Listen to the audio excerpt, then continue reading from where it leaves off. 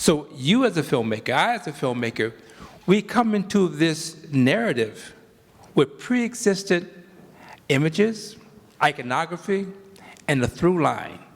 One, quite frankly, that disadvantages you and me. So you as a filmmaker, when you inherit this through line of what American cinema is, how do you navigate that? And how do you, as a starting point, you almost take the mirror. The mirror is looking at us from how we presented ourselves. So how do you renegotiate that? Well, actually, I actually viewed American cinema, what Hollywood put out for years and years, and colonialism, growing up as a kid in India, where it had been ruled by a tiny little bloody island called England for more than 100 years. But fortunately, I was born after independence. But I was born into a country that still had a very distinct value system, although no one would speak of it, where the white person, where the Britisher was somebody to be aspired to, and in a sense, superior. And that is yet I was born in a country in which everyone looked like me and I was part of the majority. And it's an interesting dynamic because you feel very much endorsed in who you are as a person, your language, your culture, whatever. In fact, in terms of the movies, I also came from a country which produces far more films and cinema and continues to, as India, and has now produced films for more than 100 years, even some say earlier than Hollywood. Okay. But doesn't matter. The point is, there is nothing more powerful than creating one's own vocabulary and creating one's own drama in which one's own language and one's hue is on screen. And this is a big difference between the America of the cinema that we were all over the world sent out, this great cowboy and Indian cinema and all kinds of wonderful cinema too, that was a portrait really of a white America, of an America that did not actually reflect itself, even back then. Exactly. And as a nation of actually exclusiveness, And now, what is a great, terrible harbinger in the current powers that be is that almost this thing, Make America Great Again, is coming back to wanting to create that false utopia of whiteness, of lightness being the brightness, or whatever. But now, it's very interesting because we are here, there are loads of people who, as you said yourself, the Europeans came and created that cinema in some extent, and thank goodness for it because there was a great depth and gravitas and European kind of also layering of the cinema that came here, from Erich von Stroheim to all of them, who gave Hollywood a hell of a lot of its core, at that time. But now it's interesting because now we have I don't want to go so forward, but now it's interesting because now, because of streaming, because of Netflix, because of the world that is in through, when I go and speak. That is for us. When I speak, I won't go for it, but I'll just say one thing, which is when I talk to people, I go and talk and show my films and, in universities and all of that. Some people ask me in public forums, what would you change about America? And I would say, and I'd still say, that I would believe that geography should be taught in American high schools. Because we really were steeped in geography. In kids in India, we are taught about the whole world.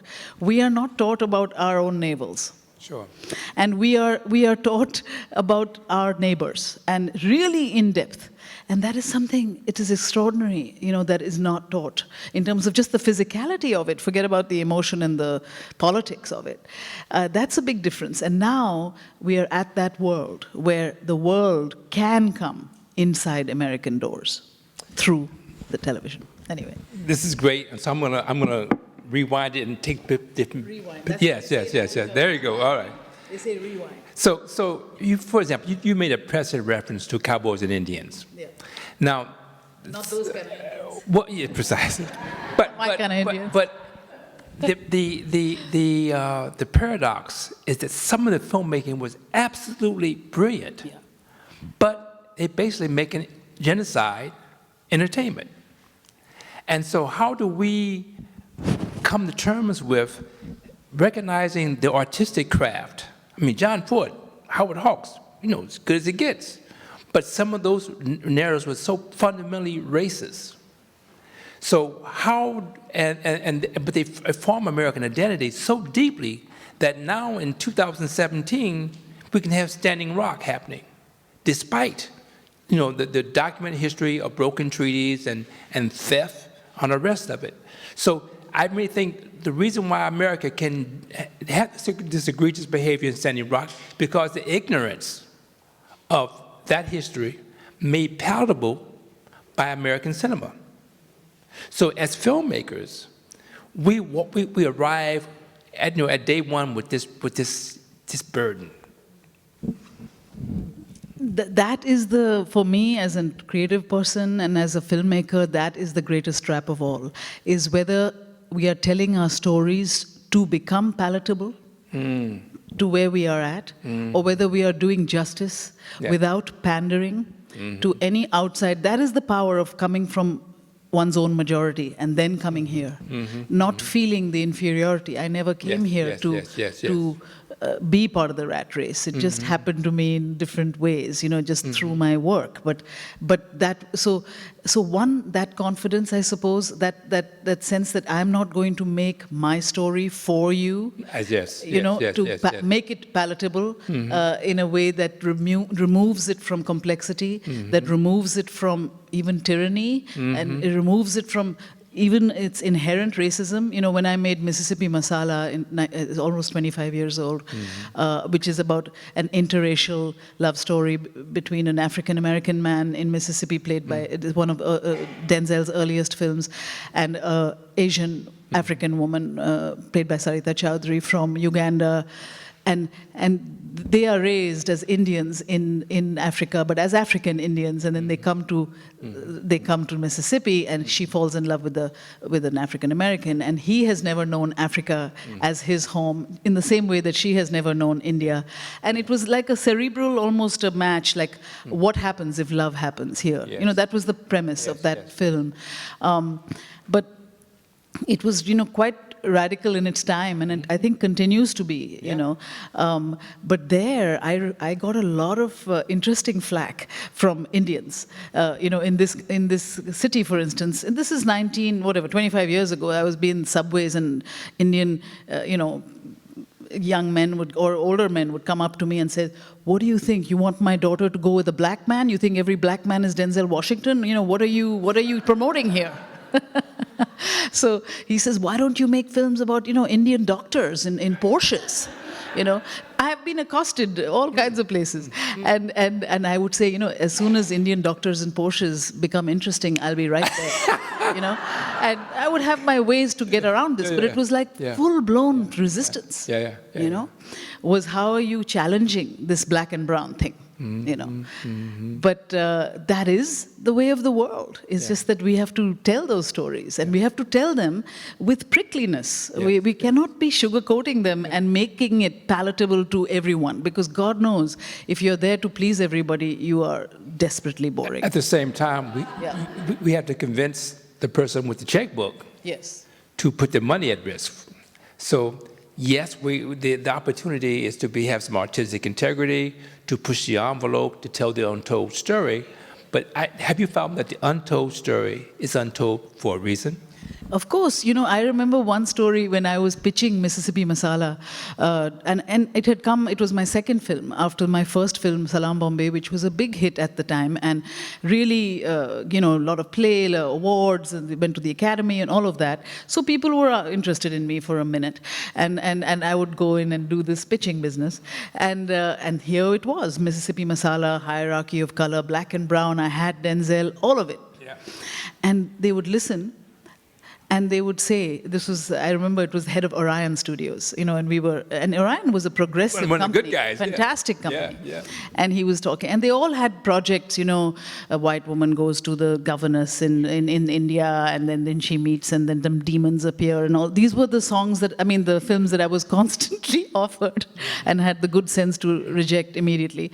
But when I would pitch my story, so the budget in their mind would go rapidly down from, let's say, 7 million to 3.5, Yeah. And they would say 3.5, or even less, actually. And they would say, some people were forward, and they would say, you should really think of like having a white protagonist in some way, So maybe a parallel role or whatever. They would have euphemisms.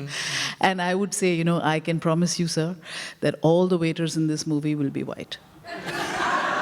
Just for fun, and just to, but the reaction to that line would tell me that I would get the money or not, because they would usually, they would get flipped. They get the joke. And the thing is, I would joke, but I would kind of be serious about it, because this is what happens to us unless we create our stories, and unless we give ourselves the training and the confidence to say, look, I have no illusions about this. And I would add to that list, and the financing. Yeah, then you create the financing. Because it seems to me that the challenge is, whose story is it? And if Hollywood's writing a check, they turn the page. Where am I in the story? Which is why there's a whole genre of movies I call the white savior movies. Even ones that get great applause, is this white hero comes in and saves the person of color. So the challenge then is, how do we figure out, actually, that plus, you are working in the belly of the beast. Did you consider, it's a very famous story, the reason why Bruce Lee became Bruce Lee, because he got turned down from the Green Hornet. I'm sorry, he got turned down for the part that David Carradine got in Kung Fu TV series. They told Bruce Lee he looked too Chinese, he couldn't have the part. So he went back to Hong Kong and made those Hong Kong movies. So were you ever in your career sufficiently frustrated by Hollywood's reaction to say, you know what, I'll find my money elsewhere? I was not programming myself pretty much ever to be on a Hollywood A-list. Okay. That is one good thing, because I did my own work as an independent filmmaker, from Salam Bombay to Mississippi Masala. I flirted with Hollywood a lot, in terms of, like, Mississippi was financed by one company and distributed completely as a Hollywood thing.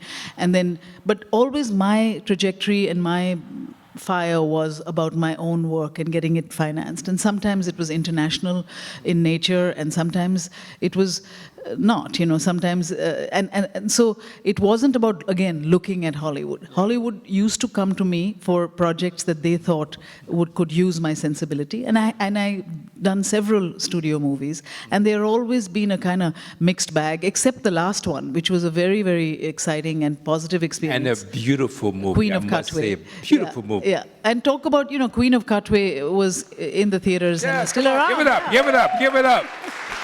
Thank you. Please see the movie. A producer is right here, Lydia Pilcher, sitting somewhere, right there. And talk about, now this is a radical film in the sense that, in terms of coming out of Disney, coming out of Hollywood, pure Hollywood too. I used to go to have meetings in buildings that were held up by bloody dwarfs. I've never done that. But the interesting thing was, this is a completely 100% Ugandan, African film with African characters, not a white savior in sight. Yes. And also an utterly and incredibly true story, without making any sugarcoating, full of, at least we made it with it, full of fun and beauty, but it's really pretty real in a kind of hyper way. And this came out of, Disney, who, of course, had a fantastic, and this is another, to answer your earlier question, it came because Tendo Nagenda, the vice president of Disney, happens to be a Ugandan guy who fell in love with this story that he read about this chess prodigy in the slum, and made it, and came directly to us, in my garden in Kampala, and said, you got to make this movie. So everyone talks to me like, oh my God, it must have been so hard to finance this movie, but actually it was on a platter. the money, but we made the movie we absolutely wanted to make, and they kind of really respected us for it. Wow. They didn't quite know how to deal with it when it got these rave reviews and got these fantastic reactions from the audience. It's not quite, it didn't get the audience endlessly that it will get now in its latter life, but it's an African movie out there in the world that is really telling something quite powerful and inspiring, that actually genius is anywhere you look for it. You just have to find it and nourish it. So that is an anomaly. I wouldn't say that it's the usual story, of how to get something like this made. It gives hope, though. It does give hope, yeah. But so talk about what I'm going to refer to as Hollywood contagion. Contagion in the sense that the formula, the conventions, the perspective of Hollywood began to change filmmaking in other countries, so that it's not the American base anymore, but you in UK, or you in Germany, you in China, you wherever you may be, and you feel that presence, that kind of formula, if you will. Have you observed that, and how you think other filmmakers are grappling with a similar issue? Well, I think, Hollywood is realizing and seeing that the international audience, the international marketplace is as powerful as America, if not more powerful. Particularly China. Particularly China. Also Indian movies, again. Indian movies have always had their own vibrant audience, and then now a huge part of the diaspora market, they'll be in the top 10 routinely. So Hollywood is waking up to that. In the Indian context, they have come there to buy Indian studios, to say, here's flinging money at it, to make those Bollywood movies, we'll pay for them. And that formula has not worked. In the sense, it has not worked. Those movies that come out of being churned by a kind of Hollywood dollar in an Indian context have not been as profitable as American movies themselves coming in there, but more than that, Indian locally made movies. China, you were talking about, you should speak about this, about how they are also grappling with creating their own identity with movies that are designed for the international market versus movies that are more for China. So that is the dilemma that I am seeing, in terms of... I think also because you have a film school, academy in Uganda. One challenge, I know a friend of mine has a similar kind of program in Australia, in the Aboriginal community, and he's challenged to figure out how can they do storytelling in their indigenous voice, which is very distinct. I mean, the Aboriginal people in Australia is like really deep. So how do you, as a teacher, figure out to get your students who are finding their voice in cinema to have an authentic indigenous voice as opposed to being influenced by US or Europe or India or you name it? One of the great benefits, again, coming from India and refusing to have my mind be colonized, because I came out of in the independence time, but I see it everywhere. This almost bondage of saying that stories or movies or literature or whatever comes from over there, And that is not true. We are living in a continent in Africa of ancient storytellers and an extraordinary vibrant folk tradition, theater tradition, all of those. And Uganda especially has 425 theater companies, for instance, and hardly any... no movies to be spoken of until we started Maisha, I would say. I mean, it sounds bombastic, but it's completely true. And the idea of, we talk about white saviors, we talk about why we don't know anything about the African continent, and it's a lot to do with who's telling those stories or who's not telling those stories. And whose story is it? And whose story is it? If you look at this terribly titled, beautifully titled movie, Biko, it's not about Steve Biko.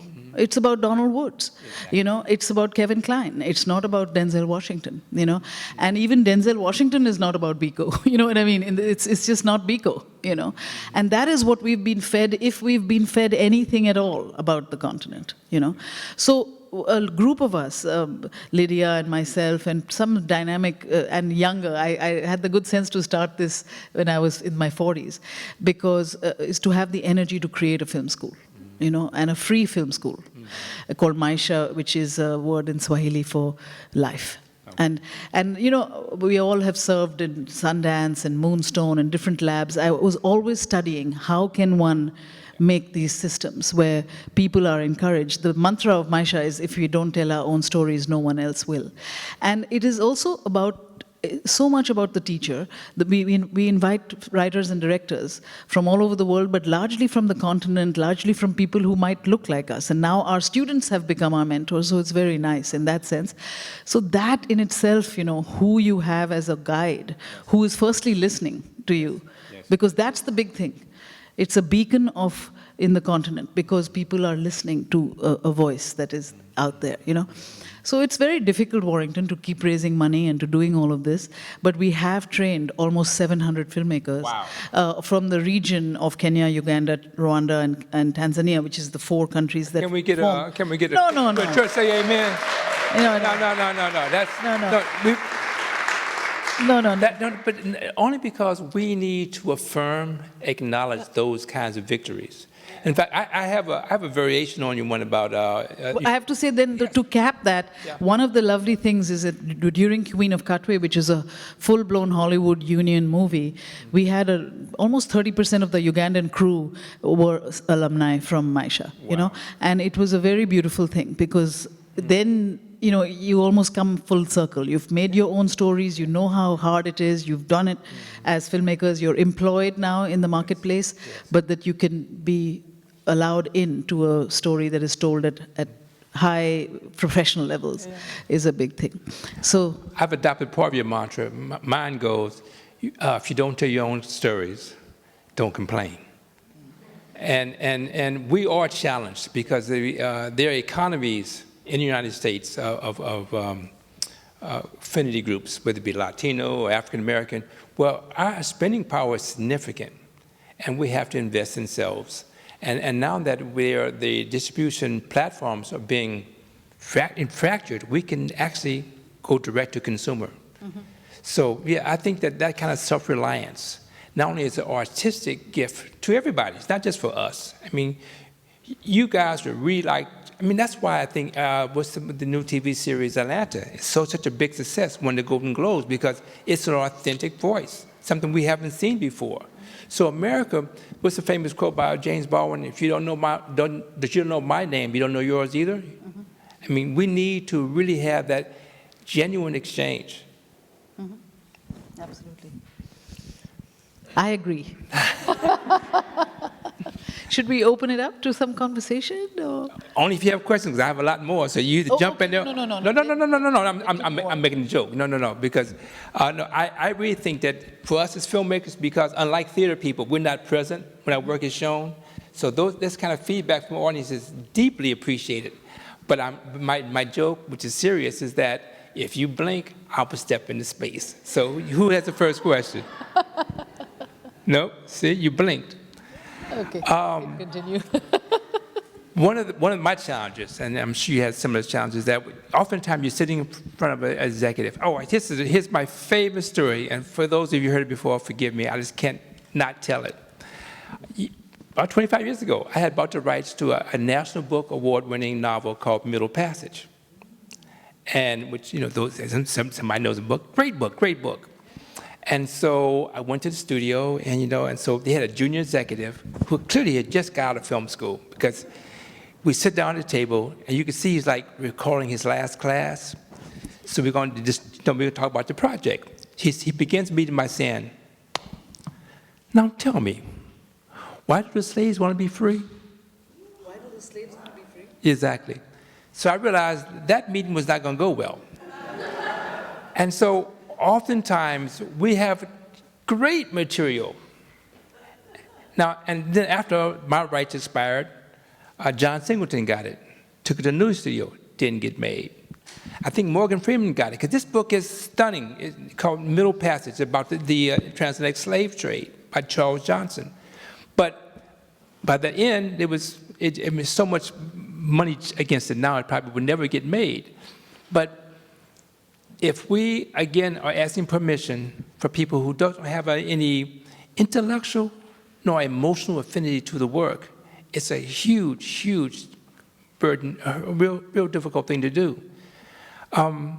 You know, in this, it's interesting, the dilemma. I mean, I've always been really looking at it as an international filmmaker, getting international financing for all my work, which is, again, quite untraditional in terms of the Hollywood mainstream, whether you look at Kama Sutra or even The Namesake, which is kind of a highbrow, known novel, but still, it has really very rarely a white protagonist, as they would say boldly, But so, and one can raise money that internationally, but the dilemma is that with Black stories, they always tell me straight off, like when we're thinking of Queen of Katwe internationally, it's gone all over the world, we've gone, etc. But somebody will say, I don't think it'll work in Japan, because the Japanese are, xenophobic on this. Black stories don't work in Japan, And actually, Black stories don't work in India either, because India is also inherently racist about the fair and the white and the all of that, and it's shocking to me that this is really what is promoted and actually is possibly fact, that you actually don't, so Black or brown don't travel. But not brown so much, because the Indian movies have defeated that. But what do you think of that, Warrington? My experience is that the sales departments based in Europe or Asia, whatever, they're unfortunately very lazy people. And so therefore, rather than figure out a way to figure out how to bring this new work to this market, they say, oh, I can't do it, and give up. So one of my first films I produced was called House Party, and they told me, oh, it's not going to sell overseas. I said, really? It's not going to sell in Japan. I said, tell you what, if you're absolutely sure that it's going to make no money, I tell you what, $5,000, give me the rights back, let me sell it. Oh, no. Oh, wait a minute now. So it's zero, but you're not going to, I make it 10,000. No. So I said, okay, so it does sell, but you're not going to report that it sells. So I caution you as a filmmaker, to not accept. Until, if they say it doesn't sell, buy the rights back. And then you go out and see that it does sell. We can do that now. Yeah. Ask. Because I mean, that really, the audiences around the world are smarter than the salesmen who work for these studios. So, but that's where you put them on the spot to really challenge them. Now, this is your next chance. Oh, there we go. Yes. And by the way, I can't see the sign in the back. So, okay, thank you. Hi, my name's Scotty. Big fan. Thank you so much for being here. So I'm a filmmaker, and you touched on this a little bit, but sometimes there'll be a story that I read or that I hear that I'm very moved by and feel emotionally connected to, but it sits out of the narrative that I personally lived or experienced. And so I've sort of treated those with apprehension, because I would never want to be exploitative or appear to try to commercialize off of something that was outside of my life, but at the same time, I really have a desire to try to tell that story authentically. And I'm just wondering, what would be your advice on how to sort of travel that path with integrity if I found something that was outside of my own life? I think that you should arm yourself with as much knowledge as you need to be able to approach that story, because Hamlet is never made only by Danish people. I don't believe that it is all, ruled by borders. In the creative world, borders are and should be porous, So I would really work towards owning that material in a deepish way. Like, I made my earliest screenplays with my writers born out of what would be called social science research. Mississippi Masala came out of literally going and living in motels in Mississippi owned by, Indians, and, understanding the race politics in small southern towns over 6 months before we understood what a story could be told. And then I went to Uganda and understood exile. piecemeal, sort of understanding the worlds before even beginning to interpret the story. The beautiful thing about reading a book or whatever story you've read is that already it's there and it's spoken to you, but you still have to submit to that knowledge, the fact that you're not from there or whatever. And sometimes it's about finding a community, a creative community that might know, that might be in with you, that could help as well. Because the key thing is to not be holy, is to not be holy about this material, is to be absolutely steeped in it enough to be irreverent about it, because otherwise you're just making, what I call a goody two-shoes kind of movie. Like, I wouldn't believe it, because life is not like that. Life is not all sacrosanct. It's contradictory. It's all kinds of things. And sometimes when people are too worshipful of material, oh no, they've got to be, right about it, then they get their own paralysis about it, And that's the nice thing about owning the material, or being armed with the knowledge of those who might come from that place. Whatever you need to do to be completely confident about that world, but don't shrink from it. Yeah. Probably a good recent example of that is the movie Hidden Figures. I met the writer-director recently, and I said, oh, it's a white guy doing it. But I said, listen, man, you got it right. Yeah. You guys usually don't, but you got it right. Who has the next question? Yes. One quick comment. I grew up in the rural South Carolina. So when Mississippi Masala came out, that was a very interesting time to be a young teenager in the rural South. Mm-hmm. And it gave a lot of us a different perspective on race, particularly with the Cosby Show and A Different World being the dominant minority things that we saw on TV. So that was a great film. But for me personally, I left the South and went to college in Wisconsin, where there was a large international student population, particularly of students from India. Mm-hmm. And so my sort of relationships with some of the female Indian students harken back to growing up in the South and having watched Mississippi Masala, that film which I broke out a lot. So your film was perfect. That's utility. It helped you, right? Absolutely. But my question is, it goes back to the last panel. You're extraordinary in what you do. How have you found balance, or have you, in being able to continue to produce this amazing, diverse body of work? Oh, thank you very much. I'm glad I helped you in some way in your romantic life. I've heard this many times before, and it always makes me happy. How have I achieved balance? Well, one thing is because I actually have a very expansive worldview. I'm privileged to have 3 homes, in New York City, in Kampala, Uganda, and in Delhi, India. And I actively live in them and have families that I belong to that are very grounded in these countries. And I was telling my husband it was hard enough to blend India and America, because I came here when I was 18, made movies and whatever, but always in that between worlds of India and America. But then I fell in love with an African, and so now I got a whole other continent, And I used to always tell him, like, oh my God, another number 3, how is this possible?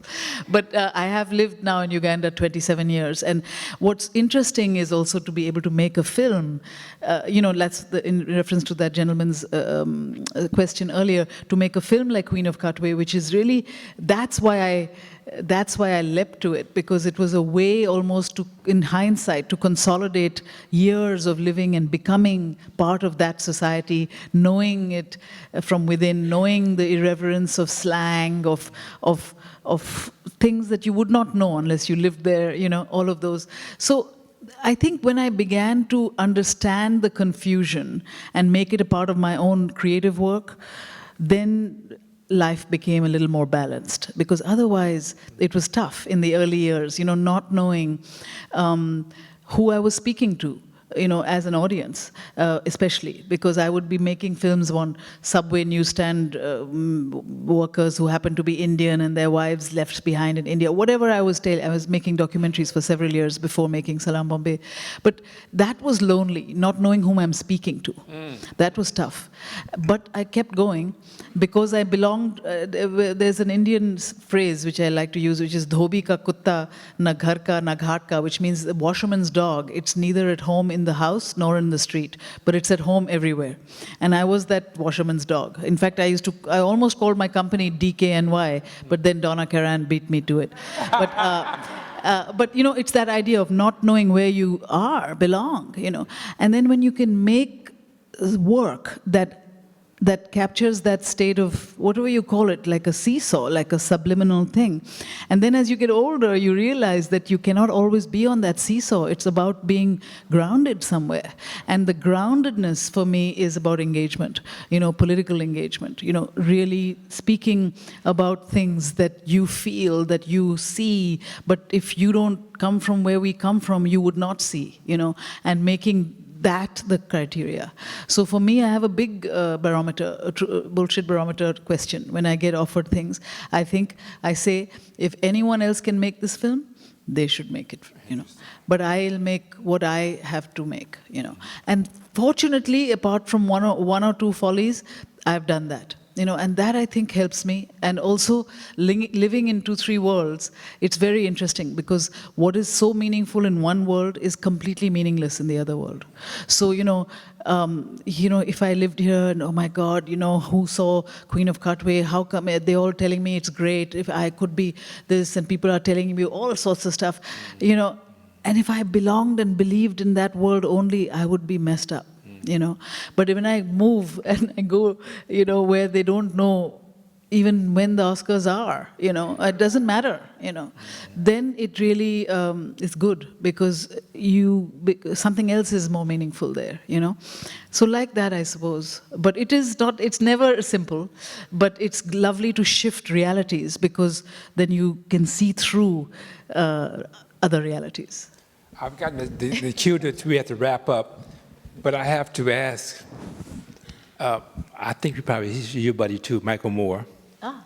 And there's a call for resistance. Uh-huh. As filmmakers, how can we, because I have a particular strategy, I'm curious of your strategy, how can we contribute to getting the ship of state back on course here in the United States? As a filmmaker. As a filmmaker. I had some diabolic thoughts for about. No, that's why I caught you right away. I saw it flash across your face. But I've got a green card. I may not be ever allowed in, so I can't go. Well, now you have one. I know. I was thinking, does black art travel? And they said, oh, brown folks may not even be allowed to travel. Forget about our movies. It's not new for me to resist. Yes. Yes, I have.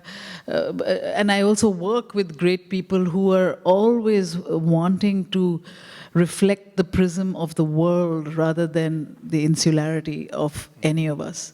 So it is not new to resist, but what's absolutely and unbelievably heartening now in this era of confusion and is the organizing of resistance. Exactly. And sometimes as someone who's involved in the Muslim community, and the kind of strange, almost protection and embrace that finally this beleaguered community is receiving from people who who were always taught that it is us and them, is now coming at home to organize. That's just extraordinary and heartening.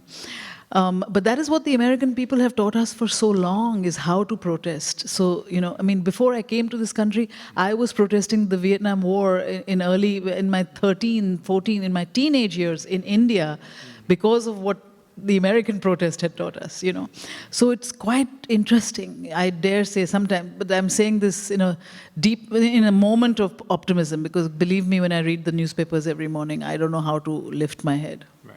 It's so hard. I actually don't know, but these are the rays of silver lining, and you know, our work is to own our stories, and is to challenge, and is to not look to ways that are traditional in terms of financing, you know, which will allow. You know, I spent 5 years with my dear friend Lydia Pilcher making The Reluctant Fundamentalist. No one wanted us to tell that story because it was a story about America's dialogue with the world.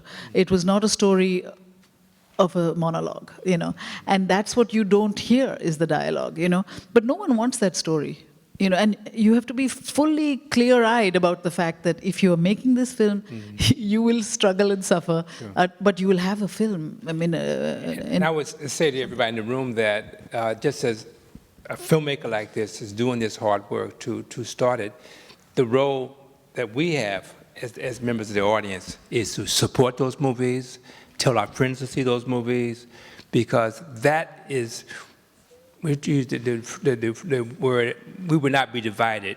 If we have solidarity with artists like this incredible filmmaker right here, and we can have solidarity behind her work, and filmmakers who share that kind of commitment to humanity and social justice, then we will not be divided.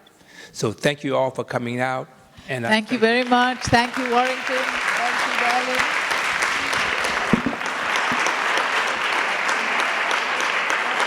Thank you so much, Mira.